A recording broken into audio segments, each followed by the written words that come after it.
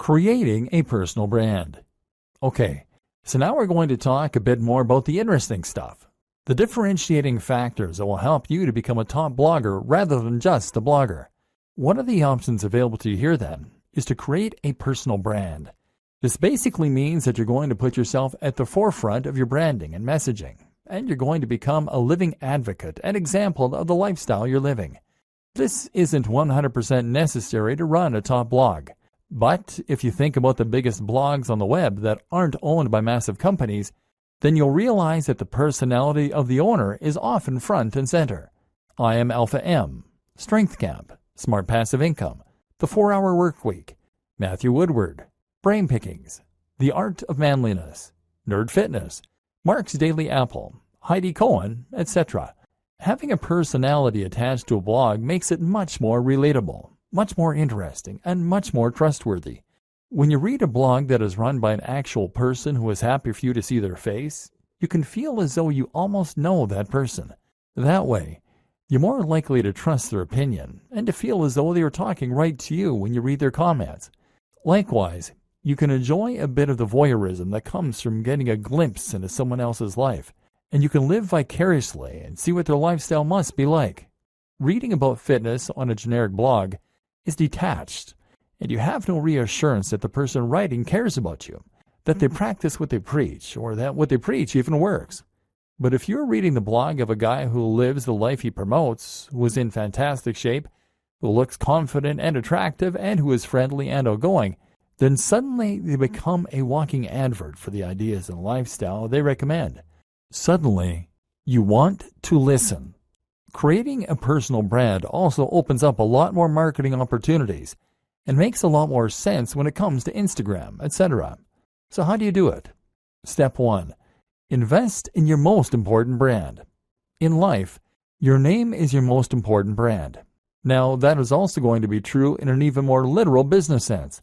And just like any brand, you need to invest if you want to get the most from it.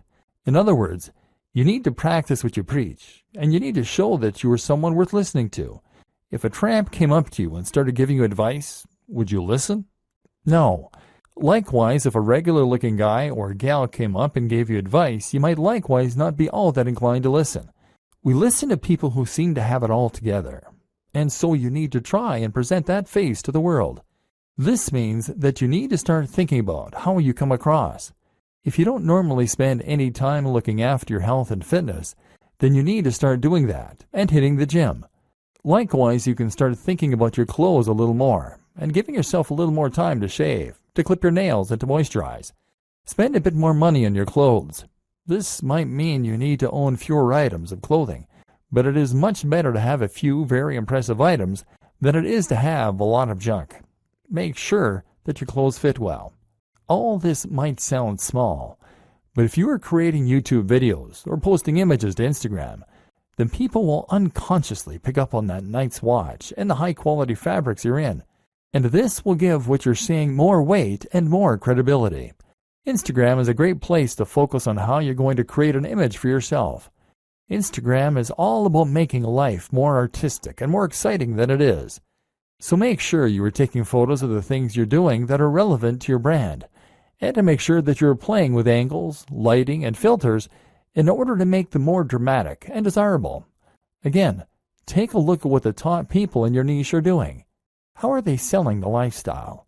You can also be a bit candid with it. Don't be afraid to show occasional pictures of yourself out in the town with friends, or traveling, or chilling with a mug of coffee. Don't do this too often if it is off-brand. But do it a little, because that way you can demonstrate that you are a well-rounded person with a lot going on. Once again, this makes you a person that people want to emulate, follow, and listen to. Remember, it's all about the brand, and that means demonstrating that you have the lifestyle that your readers want. You don't need to be dishonest, but just make sure that you practice what you preach, and that you can show the benefits of that on camera. Creating social media accounts is very important if you're going to be building a personal brand, and this will allow your visitors and your followers to feel as though they're getting to know you. We'll discuss this more in future videos. Creating content. Now you have your blog and your brand, and you know the kind of personality that you want to portray. Everything is in place for you to start filling your site and your social media accounts with content. And yes, it is implied that you should have set up social media accounts on at least the top sites by now: Instagram, Facebook, Twitter, YouTube, and Pinterest. If you haven't, then go and do that now. Now you can begin posting, and here's what that is going to entail. Blogging. To become a top blogger, you need to blog. Obviously, our aim here is to go full-time as a blogger, so that we aren't reliant on any other source of income, and we can potentially give up the day jobs. One of the first things you need to know in order to do this, then, is that your blogging is going to need to be highly regular. You need to post at least once a week, but where possible, I recommend that you post much more frequently. This is another thing that should be fairly obvious, but that seems to elude a lot of new bloggers. If you want to blog full-time, then you need to treat it like a full-time job to begin with. You can't blog for 2 hours a week and expect to become top dog. Blogging frequently will help you to get more attention on Google, because it will create more content for Google to index, and because it will help you build momentum with your readers. You'll be giving them a good reason to come back regularly, apart from anything else. At the same time, even if you only have long-tail keywords, meaning that you only occasionally get a visitor from Google on each post, the more you have, the more you will scale up your profits. Look at it this way. If each blog post you have gets 20 cents a month from Google and you write 40 blog posts per month, then you'll still be making $96 within the first year. Fortunately, the nature of Google and blogging in general is such that things like this tend to snowball. The more people read your site, the more you'll get shared, and the more additional people will come to your site. So the more content you write, the better. Only problem is that it takes a lot of time to write content, and when you start out, you'll probably be trying to fit this in around your other daily activities. That's why I highly recommend that you consider using somewhat smaller articles for the most part. Make these around 700 to 800 words, and that way you can more realistically manage to write several a week. You can even write these at the start of the week in order to make sure you have a batch ready to go. That said, there are a lot of positives for writing long-form content, which Google is a big fan of. Long-form content is anything 1,500 words or longer, with lots of links and with lots of images, etc. These types of posts can become resources, meaning that Google will feature them more prominently, and meaning that your readers might share them as useful tools to illustrate a point, or bring someone up to speed on a subject as part of a discussion. Ideally, then, you will intersperse your lighter posts with a couple of mega posts to keep your site more varied, and to give yourself the best of both worlds. Ideally, posting 3 shorter posts a week and 1 longer post would be an excellent place to start. What to write? Okay, so the next question is, what should you be writing? This is going to depend on the nature of your site and the niche, of course. But some things that will be true regardless of your topic are, it should be written in a colloquial, friendly manner that is easy to read. It should provide value to the reader. It should be unique, exciting, and engaging. Again, stay away from things that are generic, and instead only write topics that are exciting, new, and original. For instance, you might find a way to combine 2 different subjects in a unique and interesting way. What footballers can learn from martial arts. Or you might just dive deeper into a subject than most people do. The psychology of gardening. Why is it so addicting? Again, stay away from the generic stuff. You want your content to be so unique and exciting that when someone sees the title, they feel compelled to read it.